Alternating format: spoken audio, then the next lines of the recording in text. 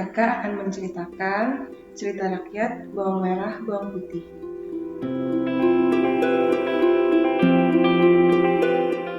Cerita bawang merah dan bawang putih itu banyak versi.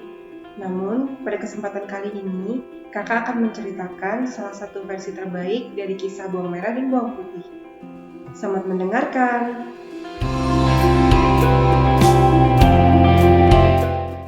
Pada zaman dahulu, hiduplah sebuah keluarga yang sangat bahagia.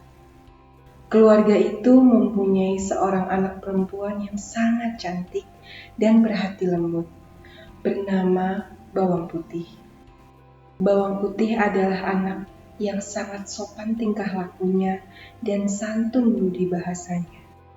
Orang tua Bawang Putih sangat mencintai anaknya yang cantik, rajin, dan baik hati tersebut.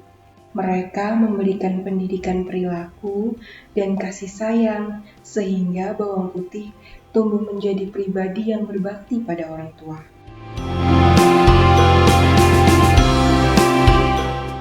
Pada suatu hari, terjadilah sebuah musibah yang menimpa keluarga tersebut.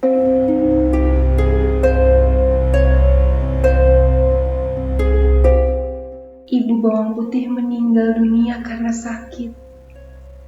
Bawang Putih dan ayahnya sangat sedih dengan kejadian ini. Untuk menghilangkan kesedihan Bawang Putih, ayahnya kemudian menikah lagi.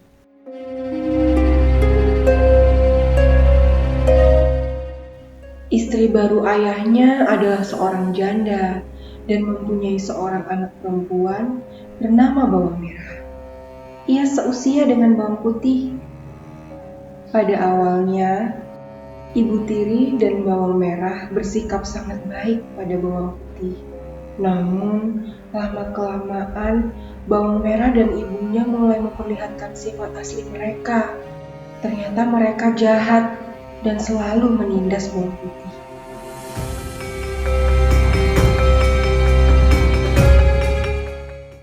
Bawang Putih disuruh mengerjakan pekerjaan rumah, sedangkan mereka hanya bersantai-santai.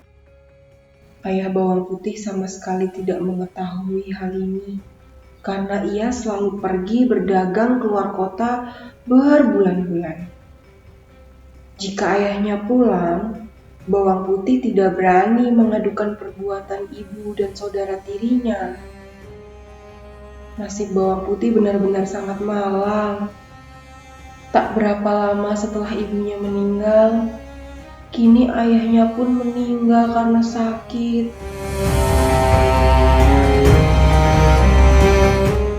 Bawang Putih sangat sedih karena ia harus menjadi yatim piatu. Bawang Putih lalu tinggal bersama ibu tiri dan saudara tirinya.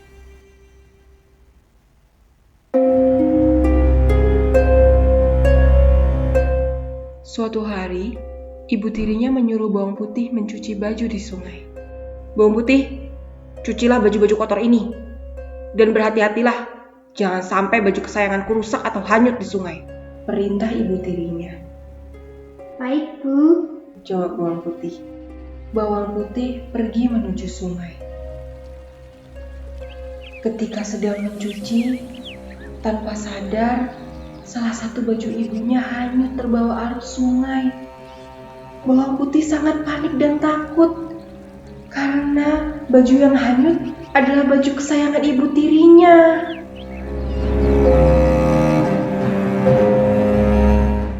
Bawang Putih akhirnya kembali ke rumah dan melapor kepada ibu tirinya. Ibunya sangat marah. Dasar bodoh, baju kesayanganku itu harganya sangat mahal. Apakah kau mampu menggantinya? Cepat cari dan jangan pulang sebelum kau temukan bajuku. Bawang Putih sangat sedih. Ia berjalan menyusuri aliran sungai. Ia lalu bertemu dengan seorang pemburu yang sedang minum di pinggir sungai. Ia bertanya kepada pemburu itu.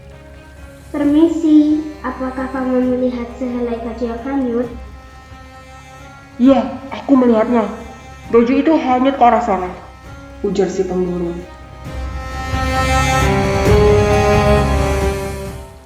Putih berjalan menuju arah yang ditunjuk si pemburu. Namun, baju ibunya tidak juga ketemu. Bawang Putih sudah hampir menyerah karena hari sudah mulai gelap. Ketika ia akan pulang, dari kejauhan ia melihat sebuah rumah. Bawang Putih lalu berjalan ke rumah itu dan mengetuk pintu. Keluarlah seorang nenek penghuni rumah. "Ada apa, gadis cantik?" Tanya nenek itu.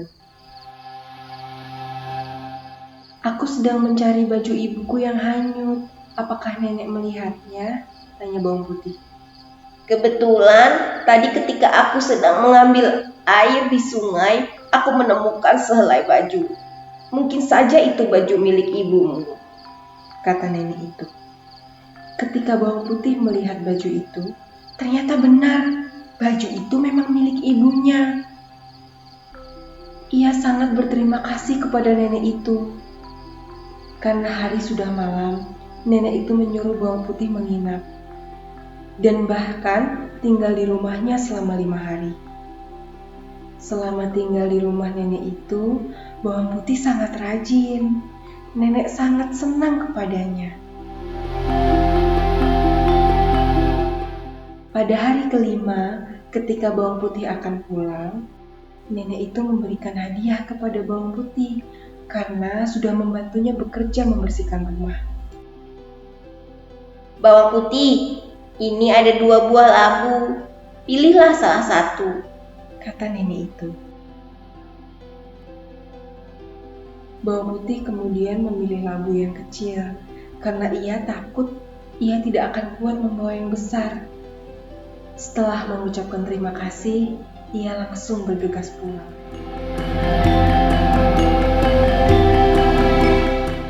Setibanya di rumah, Bawang Putih membelah labu itu. Ia terkejut karena di dalamnya ternyata berisi intan permata dan berlian yang sangat banyak. Ia lalu menceritakan kejadian itu kepada ibunya, sekaligus pertemuannya dengan nenek itu.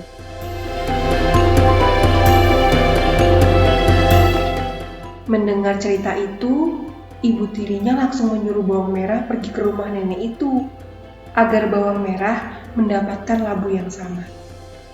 Sebelum Bawang Merah pergi, ibunya berpesan, "Bawang Merah, pilihlah labu yang sangat besar.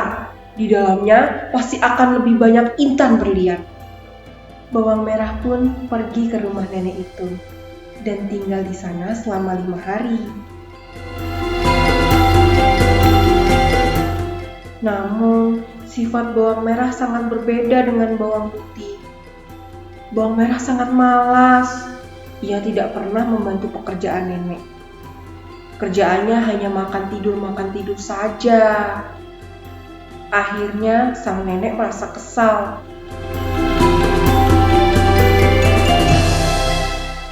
Setelah 5 hari tinggal di sana, nenek menyuruh Bawang Merah pulang tanpa memberi hadiah labu.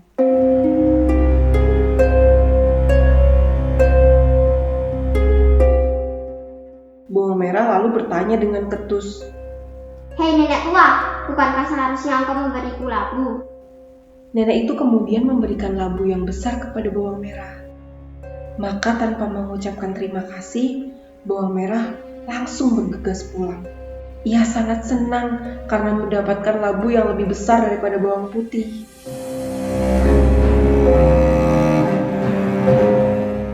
Setelah sampai di rumah, Bawang Merah dan ibunya segera mengusir Bawang Putih dari rumah. Tidak lupa mereka mengunci pintu dan jendela dari dalam. Hal ini dilakukan agar tidak ada orang lain yang tahu isi dari labu besar yang dibawa Bawang Merah. Bersama ibunya, ia langsung membelah labu besar itu. Dan terbayang dalam benak mereka, intan permata yang berlimpah ruah.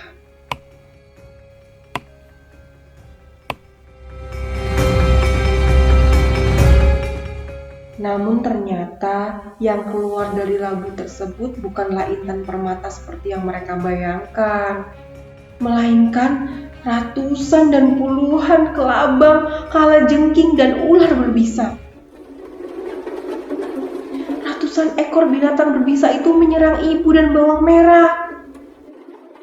Mereka pun mati digigit oleh binatang-binatang berbisa itu akibat terlalu tamak. Setelah kematian ibu dan saudara tirinya, bawang putih pun hidup sebatang kara.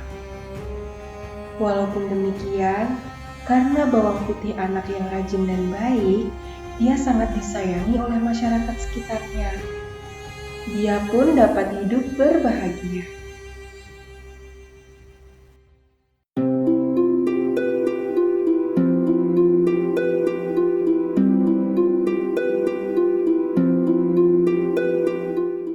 Itulah tadi cerita bawang merah dan bawang putih.